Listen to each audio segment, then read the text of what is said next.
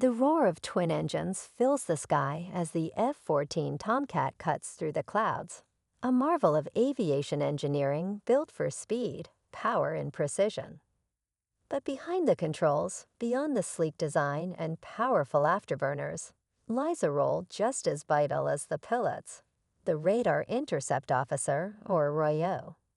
While the pilot commands the jet, the RIO commands the battle, scanning the skies, tracking enemies, and making split-second decisions that could mean the difference between victory and disaster.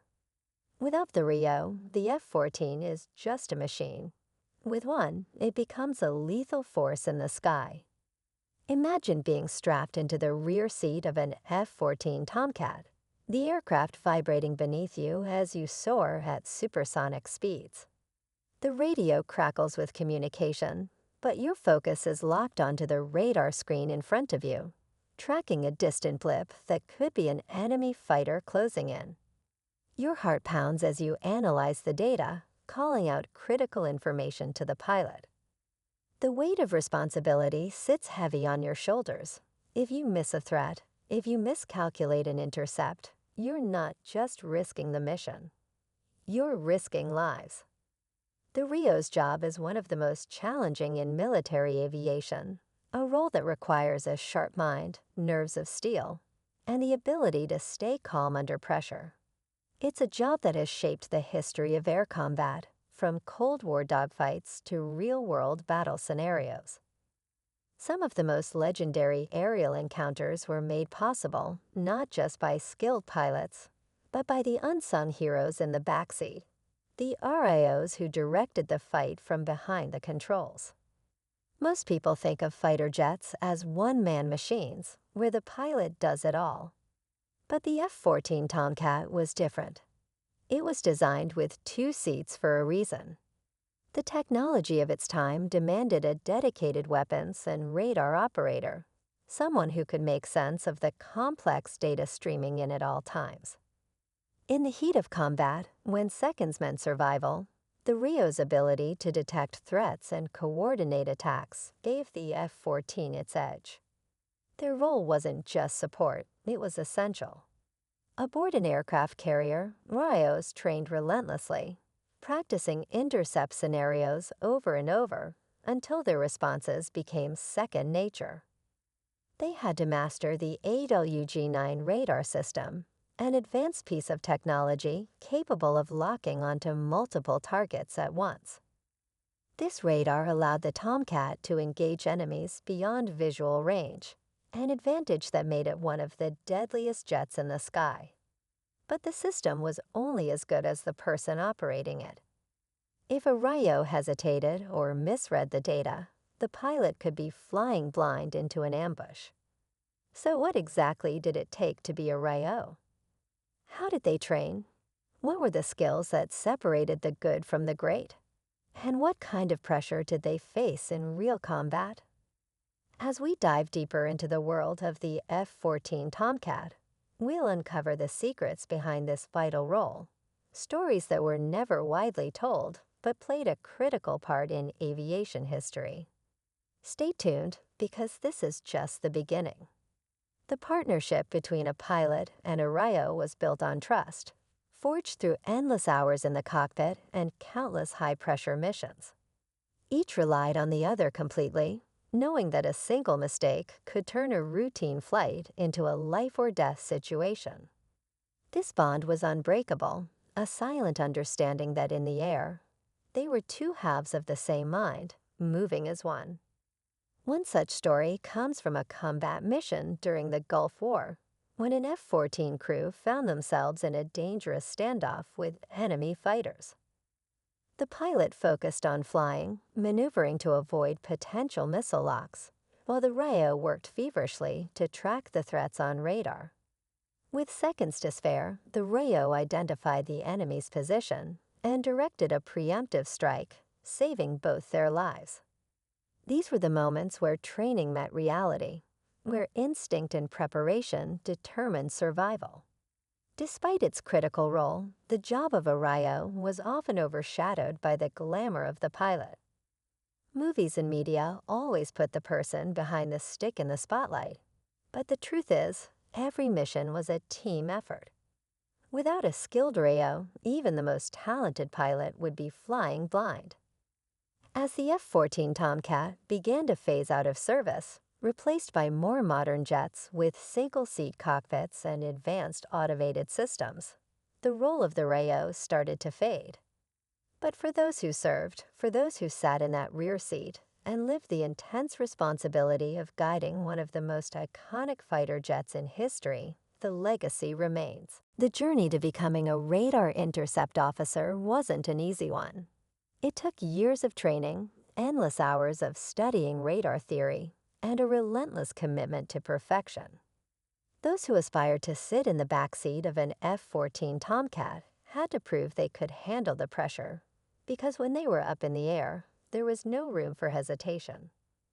Every mission, every engagement, demanded absolute focus. For many, the first time stepping into an F-14 cockpit was a moment they would never forget. The aircraft itself was a beast, massive, powerful, and packed with cutting-edge technology.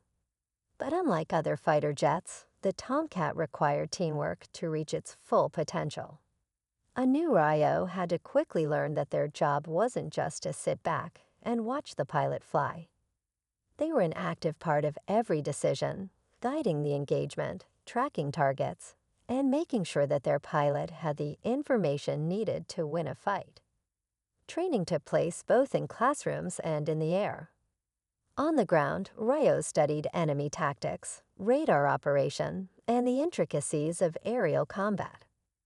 They learned how to analyze radar returns, identify threats, and calculate missile engagement zones, all while under immense pressure. In a dogfight, there was no time to second-guess a call. If a RIO missed an enemy jet closing in from behind, it could mean the difference between life and death. Out at sea, aboard massive aircraft carriers, training intensified. Every takeoff and landing on the deck was a test of precision. The aircraft carrier was a floating city, a place where RIOs and pilots lived, trained, and prepared for missions. The roar of jets launching off the deck was constant, a reminder that at any moment they could be sent into the skies for real-world combat. When a mission was assigned, adrenaline took over. As soon as they climbed into the cockpit and strapped in, all that mattered was the mission ahead. One of the biggest challenges for any RIO was mastering the ALEV-9 radar, one of the most advanced radar systems of its time. The ALEV-9 was capable of tracking multiple enemy aircraft at once, locking onto targets well beyond visual range. But the system required expert handling. A skilled RIO could detect threats before they ever became visible, allowing the F-14 to engage from a position of advantage. It was this capability that made the Tomcat so lethal, but only if the person in the backseat knew how to use it. In combat, RIOs had to think ahead, anticipating enemy movements and making tactical decisions on the fly. The pilot controlled the jet, but the RIO controlled the fight. A well-trained crew operated as a single unit, moving seamlessly through the chaos of an aerial engagement. Communication was key. There was no time for confusion, no space for hesitation. Every call had to be clear, every decision precise. During the Cold War, F-14 crews patrolled the skies, engaging in tense encounters with enemy aircraft. Soviet bombers often tested U.S. airspace, flying dangerously close to aircraft carriers, forcing Tomcats to intercept them. These encounters were high stakes, each side pushing the limits, knowing that one wrong move could escalate into full-scale conflict. The RIOs were the ones identifying threats, guiding their pilots into position, and making sure that every engagement ended with their jet safely returning home. But it wasn't just Cold War standoffs that defined the role of a RIO. In real combat situations, their skills were put to the ultimate test. During the Gulf War, Tomcat crews were deployed for high-risk missions, hunting enemy aircraft and escorting strike packages deep into hostile territory. RIOs had to be hyper-aware, scanning for enemy fighters, tracking missile threats, and ensuring their aircraft stayed one step ahead of danger. Every mission carried uncertainty. The moment a RIO strapped in, they knew that anything could happen once they were airborne. Their minds raced through every possible scenario. What if they encountered multiple enemy jets? What if their radar malfunctioned? What if they had to evade an incoming missile? There was no room for fear, only focus. But for all the tension and pressure, there was something exhilarating about being a RIO. The view from the backseat of an F-14 was unmatched, watching the world blur past as they accelerated past Mach 2, feeling the raw power of the jet beneath them. They were part of something bigger, part of a legacy that had been forged in the skies by those who came before them. The role of a RIO was never about personal glory. Unlike pilots, they weren't the ones making dramatic carrier landings or pulling off high-G maneuvers in a dogfight. But they were just as crucial. Without them, the F-14 was just an aircraft. With them, it was a weapon. And in the heat of battle, when the stakes were at their highest, it was the RIOs who made sure that every mission had the best possible chance of success. As technology advanced and new aircraft replaced the Tomcat, the role of the RIO began to fade. But those who served in the backseat of an F-14 never forgot what it meant to be part of that elite group. The training, the responsibility, the trust between pilot and RIO. It was an experience that defined their careers and shaped their lives. But even though the Tomcat is gone, its legacy lives on. And for those who once sat in that rear seat, scanning the skies and guiding their pilots through danger, the story of the RIO is far from over. For every Radar Intercept Officer who climbed into the backseat of an F-14, there was an unspoken understanding. Once the canopy closed and the engines roared to life, they were stepping into a world where every decision mattered. There was no room for mistakes, no second chances. And while the world often celebrated the pilots, it was the RIOs who carried the weight of responsibility in ways few outside the cockpit could ever understand. One of the biggest challenges any RIO faced wasn't just the complexity of the aircraft, it was the unpredictability of the missions. No two flights were the same. One day, they could be running a routine patrol over calm waters, and the next, they'd be thrust into a high-stakes intercept with unknown aircraft pushing too close to the carrier. The moments of calm never lasted long. Tension was always in the air, a constant reminder that the unexpected could happen at any moment. Some of the most nerve-wracking moments for a RIO happened before they even left the deck. Mission briefings were intense, often filled with classified intelligence that painted an uncertain picture of what lay ahead. They analyzed enemy tactics, studied the latest reports, and prepared for every possible scenario. But no matter how much preparation went into a mission, reality had a way of throwing surprises into the mix. Out at sea, the crew of an aircraft carrier operated like a well-oiled machine. Every launch and recovery was a carefully orchestrated process, requiring precision timing and coordination. But even with all the structure, the unpredictability of combat flying was something no amount of training could fully prepare them for. RIOs had to trust their instincts, rely on their pilot, and be ready to adapt to any situation in the sky. During the height of tensions between rival nations, F-14s were often sent to intercept unidentified aircraft approaching the carrier battle group. These encounters could turn hostile in an instant. One such mission pushed a seasoned RIO and his pilot into a situation that tested every ounce of their training. The call came through the radio, unknown aircraft, moving fast, closing in. The carrier's radar had picked up multiple contacts, but their intentions were unclear. The F-14 crew was scrambled immediately. As they launched off the deck, the weight of the situation pressed down. The RIO locked onto the unknown targets, reading the radar returns and feeding information to the pilot. The aircraft closing in weren't responding to warnings, weren't changing course. That was always the moment when tension hit its peak.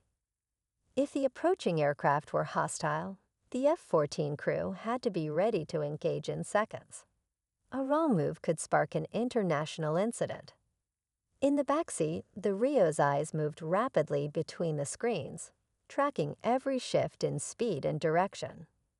They were trained for this moment, trained to stay calm, to think fast, to provide the pilot with the exact information needed to take action. The targets got closer. The F-14 moved into an intercept position, a maneuver they had practiced countless times, but never under these circumstances. The radio crackled. A brief transmission came from the unknown aircraft. For a moment, the tension eased, but not by much. The RIO had to verify the identity, confirm whether they were dealing with friend or foe. In those moments, the weight of responsibility was overwhelming. One misread radar signal, one misunderstanding of enemy intentions, and everything could go wrong. Beyond the combat missions and high-stakes intercepts, there was another layer to life as a RIO, one that wasn't written into the training manuals. It was the unbreakable bond between the pilot and their RIO. Trust was everything. The backseat wasn't just a support role, it was an equal partnership. If the pilot didn't trust the RIO's calls, or if the RIO second-guessed their own decisions, the entire mission could fall apart. This trust was built over time, through training flights, through shared experiences in the cockpit, and through the moments where their lives depended on each other. There were missions that didn't go as planned, emergencies that tested every ounce of their ability. Engine failures, missile threats, radar malfunctions. When something went wrong, it was the teamwork between pilot and RIO that determined whether they made it back home. One particular mission still haunted those who had been there. A squadron of F-14s was deployed for an escort mission deep into contested airspace. The goal was to ensure a strike package reached its target, but things didn't go as planned. As they neared the target zone, warning alarms blared inside the cockpit. Enemy fighters had been launched, moving in fast. This was the kind of scenario RIOs spent years preparing for. The intercept was inevitable. There would be no avoiding this fight. The RIO immediately went to work, scanning the radar, calling out enemy positions, setting up missile locks. The pilots focused on maneuvering, avoiding enemy fire, and taking the best possible attack positions. It was a high-speed chess game at supersonic speeds, with only seconds to react. Missiles were fired. Countermeasures deployed. The RIOs in each Tomcat were working in perfect sync with their pilots, tracking every move, calling out incoming threats. The radio was a blur of calls, updates, warnings. One of the F-14s in the formation took a hit. A missile had detonated just close enough to cripple the jet. The pilot and RIO inside were in trouble, struggling to keep control. In that moment, the other crews had to decide, continue fighting or break formation to help their wingmen. The RIOs were key in making that call. Their radar scopes gave them the bigger picture, letting them see how the battle was unfolding. The mission had changed in an instant. It wasn't just about survival anymore. It was about making sure no one was left behind. The battle raged on. Decisions were made in split seconds. And for those inside the cockpit, the only thought was making it back to the carrier in one piece. The tension hadn't broken yet. The mission wasn't over. And for the RIOs, the weight of responsibility had never been heavier. The cockpit was a storm of warning lights and rapid-fire radio calls. Every second felt stretched thin, every decision more critical than the last. The F-14 crew locked in their focus, pushing aside fear and exhaustion as they maneuvered through the chaos. The wounded Tomcat was struggling to stay in the fight, its pilot and RIO doing everything they could to keep the aircraft steady. The enemy fighters were still closing in, their aggressive movements making it clear they weren't backing down. The RIO's fingers moved instinctively over the radar controls, tracking hostile targets, calculating their positions. Sweat dripped beneath the helmet, but there was no time to notice. He called out missile locks, adjusting frequencies, feeding his pilot the information needed to react within fractions of a second. Every moment counted. A single hesitation could be the difference between making it home and not making it at all. The pilot in the damaged Tomcat was struggling, his voice crackling over the radio, but it was the RIO in his backseat who cut through the panic. His voice was sharp, clear. He was keeping his pilot focused, giving him the exact adjustments needed to maintain altitude. The unspoken bond between them was holding the aircraft together as much as the remaining hydraulic systems were. The rest of the squadron had a choice: continue pressing forward with the mission or find a way to pull their wounded team out of danger. From his seat, the RIO of the lead jet made the call. They weren't leaving anyone behind. He quickly assessed the remaining fuel, the number of missiles left, and the exact positions of every enemy aircraft in range. The enemy was still in pursuit, weaving aggressively, trying to bait them into making a fatal mistake. The RIO had seen these tactics before. He knew how this played out if they didn't take control of the fight immediately. The pilot threw the Tomcat into an evasive maneuver, banking hard to force one of the enemy fighters into a vulnerable position. The RIO tracked it, locking onto the target. Fox 2, the pilot called, sending a missile streaking through the sky. A flash. A direct hit. One down, but more were closing in. There was no relief, no moment to breathe. The fight was far from over. Another enemy aircraft cut in fast, forcing the damaged F-14 to brake left, too hard, too fast. A shudder ran through the jet, a warning alarm blaring. They were losing stability. If they couldn't regain control soon, they'd have no choice but to eject. The RIO in the lead aircraft saw it all happening in real time on his radar scope. He had seconds to make a call. His pilot was already moving, lining up behind the enemy fighter. The RIO gave the numbers: range, angle, missile lock. Another call, Fox 2. The missile streaked forward, but at the last second, the enemy jet broke hard, dodging the shot. They weren't dealing with amateurs. The remaining enemy fighters were pressing harder, trying to force the F-14s into a defensive position. The carrier was still miles away, and they were running out of time. The wounded Tomcat was barely holding altitude. The RIO in the backseat of the lead jet knew that if they didn't act now, they might not make it back at all. He looked at his radar screen, analyzing every movement, every shift in speed. He saw an opening, a dangerous one, but it was their best shot. He called it out. The pilot understood immediately. No hesitation. They dove fast, rolling hard to break through the enemy formation, forcing them to react. The enemy jets scrambled, their tight formation breaking apart. It was the moment they needed. The damaged Tomcat took the chance to pull away, heading toward the carrier at the last of its operational speed. But just as the team thought they had the upper hand, the RIO screen lit up with a new alert. A missile had been launched directly at the wounded aircraft. The world seemed to slow as he called it out over the radio, his voice steady despite the surge of adrenaline. The pilot of the damaged jet had no time to maneuver. The missile was closing in fast. The entire squadron watched in silence, unable to do anything but brace for impact. The missile streaked toward the damaged Tomcat, a silent predator locked onto its prey. There was no time for evasive action, no room for error. The RIO and the stricken jet braced for impact, gripping the sides of his console as the pilot instinctively pulled the aircraft into a desperate dive. The missile warning tone screamed through their helmets. In the lead jet, the other RIOs were helpless, watching their squad mates' fate unfold in real time on their radar screens. But just as the missile closed in, something unexpected happened. A bright flash erupted in the sky.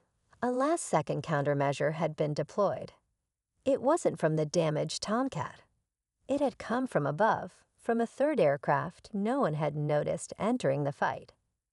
A shadow streaked across the sky, a fighter jet cutting through the chaos with precision and force.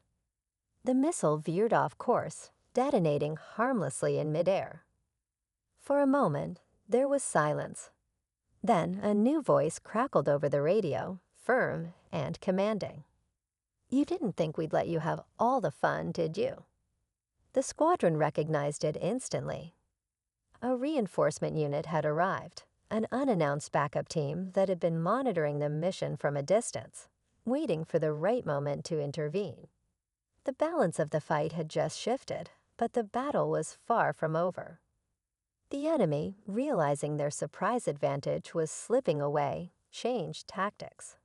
They scattered, breaking formation, forcing the F-14s to split their focus.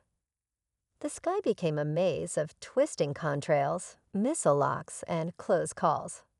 The RIO in the lead aircraft quickly analyzed the situation, his eyes scanning the radar display.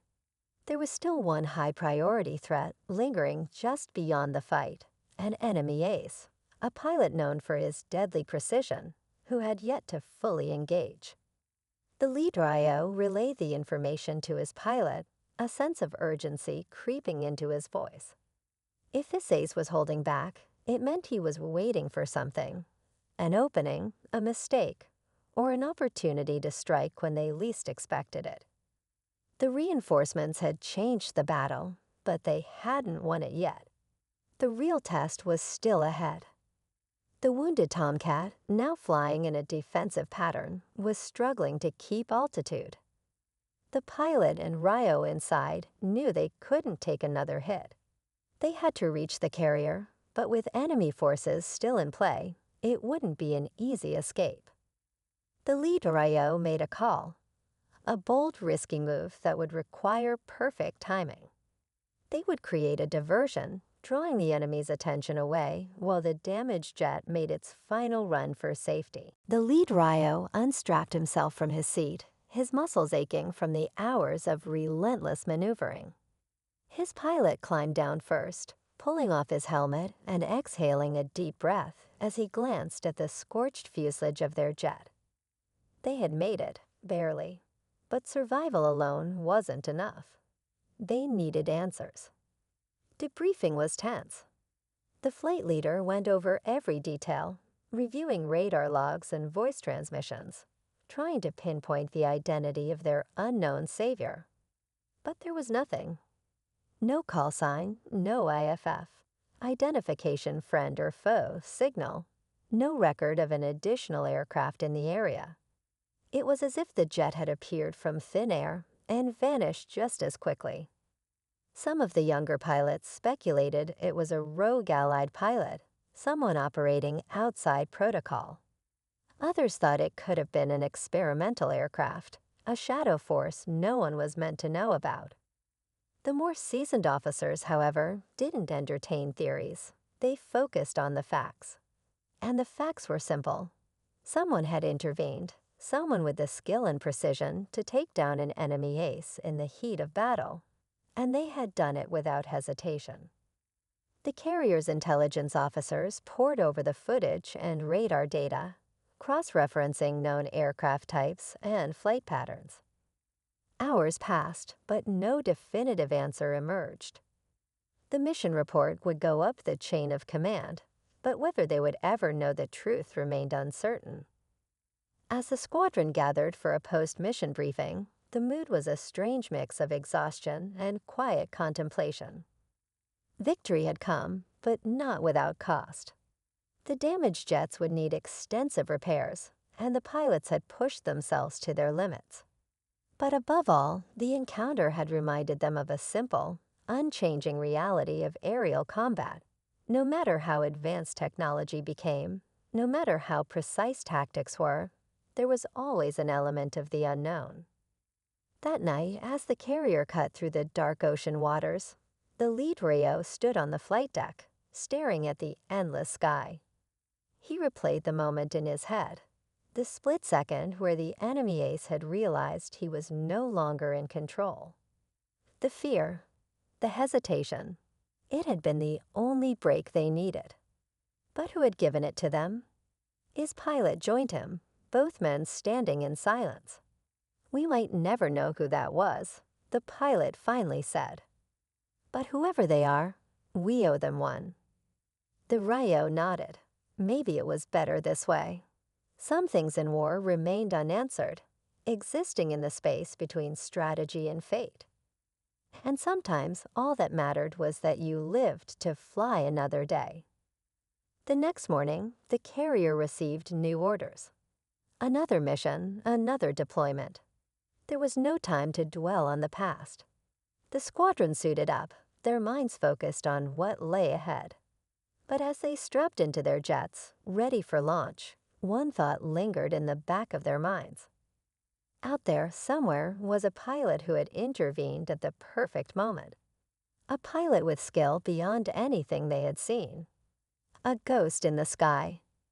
And if they ever crossed paths again, one thing was certain. They would be watching.